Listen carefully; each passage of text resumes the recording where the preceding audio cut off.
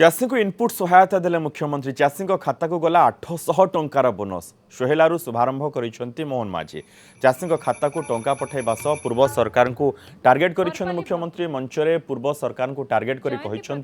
24 वर्ष शासन में पूर्व सरकार जहाँ करें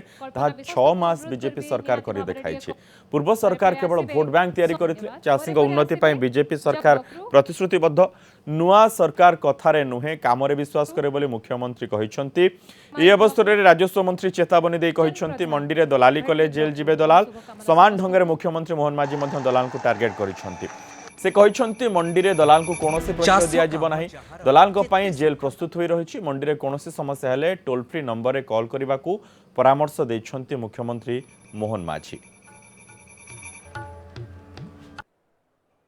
ओडिशा पाई एक ऐतिहासिक दिन हब आज दिन सारा ओडिशा पाई निश्चित भाव में एक आनंदर दिन हब विशेषकर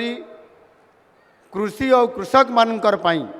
आज दिन निश्चित भाव में स्वर्णाक्षर लिपिबद्ध हो रहिबो। आज आपण मानकर सरकार आपण मानको ओडिशार लक्ष लक्ष चाषी भाई भणी मानको सेमानंकर कठोर परिश्रमर प्रकृत मूल्य प्रदान करने को सुदूर ओडिशार राजधानी भुवनेश्वर आसिकी आज